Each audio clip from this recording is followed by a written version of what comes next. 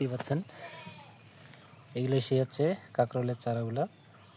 আমি শুধু এমনিতেই ট্রাই করছিলাম গতবার লাগানোর পরে, ফের আবার মনে করেন যে এগুলোকে আমি লাগানোর পরেও তারপরে ফের আমি এগুলো কী করছি জানেন, আবার বীজগুলো উঠায় রাখছি। তখন শীতকাল চলে আসছিলো, আমার মনে হয়েছিল যে এগুলো আর হবে না শীতকালে, তো এই জন্য এই কাঁকরোলের বীজগুলোকে আমি তখন উঠায় রাখছিলাম। পরে আমি ভাবলাম যে কার্তিক মাস শেষের দিকে যখন শীতকাল চলে যাচ্ছে তখন আবার রোপণ করলাম। তো রোপণ করার পরে দেখতে পাচ্ছেন সবগুলো একখানে ঘন করে রেখে দিয়েছি। আর এখানে দেখতে পাচ্ছেন এই যে চারাটা উঠেছে আজকে, এইটা এই যে। তা এভাবে আর কি সবগুলোকে উঠায় রাখবো। তো এগুলাকে এখন উঠাবো আমি। আর এইগুলা মোটামুটি একটা বড় বড় আম গাছগুলো আছে না, আম গাছ অথবা বড় কোনো যে কোনো গাছ আর কি, সেগুলোতে দিতে হবে। দিলে কিন্তু অনেক ফলন হবে, ওইখানটাই কিছু দেওয়া লাগবে না। তো এটা আমি ওখানে উঠাবো, ঠিক আছে। দেখতে পাচ্ছেন এই চারাগুলোকে এইভাবে কিন্তু উঠানো হয়েছে। আর চারাগুলা মোটামুটি বয়স বেশি দিন না, মাসখানেক, মাস দেড়েকের মধ্যে বড় বড় হয়ে গেলো, বুঝছেন, খুব তাড়াতাড়ি হচ্ছে।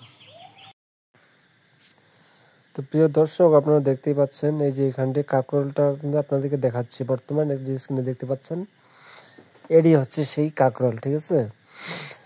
তো এটা আসলে মূলত হচ্ছে বুনো কাঁকরোল। এটা আসলে সবজি হিসেবে খাওয়ার জন্য খুবই ভালো। আপনারা দেখতে পাচ্ছেন এর ভিতরে কিন্তু লাল কিছু বীজ আছে, যেগুলো বড় বড় বীজ, সেই বীজগুলো কিন্তু আমি এখানে রোপণ করেছিলাম।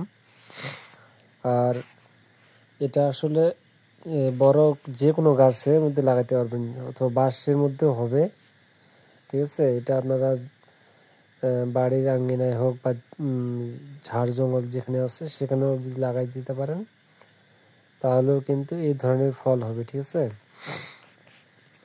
তো যে চারাগুলো আমি তুলতেছি সেগুলো কিন্তু এই যে কাঁকরোলটা দেখতে পাচ্ছেন, এটা হচ্ছে বুনো কাঁকরোল।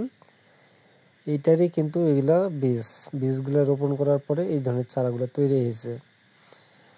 আর এটা আমার মানে খেতে খুবই ভালো আর কি, আমি খাই এগুলা নিজেই। তো এগুলা কিন্তু মোটামুটি কোনো যত্ন করতে লাগে না, ঠিক আছে। শুধু লাগায় রাখবেন, দেখবেন যে হয়ে যাবে। আর আমি কিন্তু এই বছর লাগায় রাখছিলাম, দেখছেন ওই যে ওখানটা আমি একবার রোপণ করেছিলাম, করার পরে কিন্তু এগুলোর বীজ এত শক্ত যে এগুলো আসলে বর্ষাকাল না আসলে এরা কিন্তু মানে অঙ্কুরিত হবে না, ঠিক আছে। আমি যখন কার্তিক মাসে লাগাইছিলাম তখন কিন্তু মানে শীতকাল প্রায় চলে আসতেছিল, তখন দেখতেছি এই বীজগুলো গজাচ্ছে না, ঠিক আছে। তারপর আমি এগুলাকে মাটি থেকে আবার তুলে ফেলছি, তুলে এগুলোকে শুকায় আবার রেখে দিয়েছিলাম। রেখে দেওয়ার পরে আমি ভাবলাম যে এবার মনে হয় যে যেহেতু আবার নতুন মানে শীতকালটা চলে গেল, এখন আবার রোপণ করলাম, ঠিক আছে। আবার রোপণ করার পরে মানে ভিজায় রাখছিলাম প্রায় 2-3 দিনের মতো।